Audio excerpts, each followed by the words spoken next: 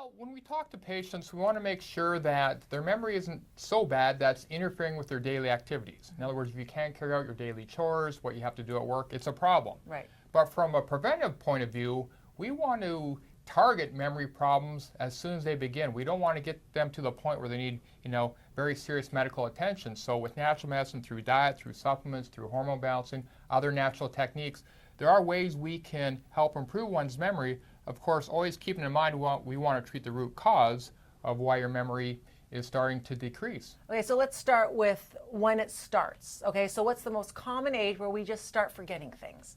Well, we find with patients usually about mid-40s, a lot of patients describe just their short-term memory starting to decrease. Not enough where it's a problem, they can still do their work fine, but they start losing the keys easier. The person they just met who gave them their name, they're remembering or forgetting more easily.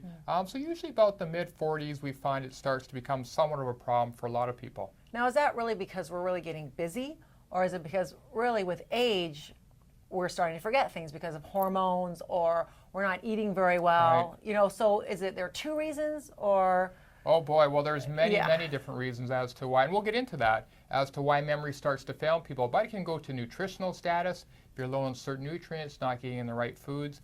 Stress certainly plays a big role in memory issues. We'll talk about how some medications can decrease, memory and cognitive function as well. And genetics can play a role, hormone balance, there's many things that can affect a person's memory. So that's why we always like in natural medicine to look at the root causes of why the memory is starting to decrease and target that with people.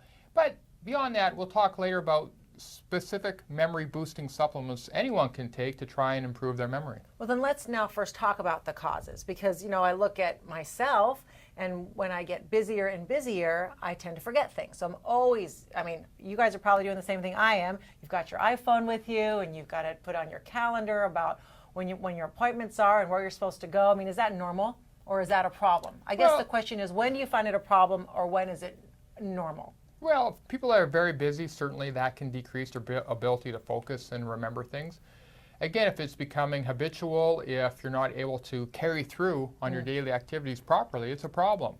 Part of the reason that occurs, when people are under chronic stress, they're too busy, they're not getting enough sleep, things of that nature, your stress hormone cortisol is high, and studies have shown that definitely interferes with your brain's ability to function properly, to remember things, to retrieve things from your memory, to communicate properly. So part of it can be related to the stress hormone balance. Interesting. Now, what are some other causes because of memory that will decrease your memory? Well, one of the common causes we find with patients, poor nutrition. Your brain is 60% fat, so if you're not getting enough of the fats in your diet, that can lead to cognitive problems. As a matter of fact, a number of studies have shown even if your cholesterol is too low, which you typically find in fatty foods, that causes memory problems. In the American diet, if you're not getting enough of the omega-3 fatty acids found in cold water fish, some of the nuts and seeds, again, those are the good fatty acids which make up the cell membrane of all your brain cells, so information can come in and out of the cell. That's very important.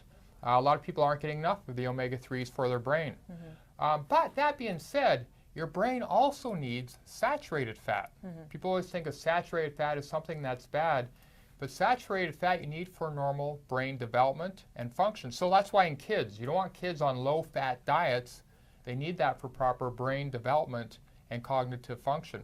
And then bad fats like the trans fatty acids, which a lot of people are aware of nowadays, typically you find in fast foods, some packaged foods, that can cause damage to your brain cells. So again, people eating a cleaner diet, more of the fruits and vegetables high in antioxidants, very important, getting those omega-3 fatty acids.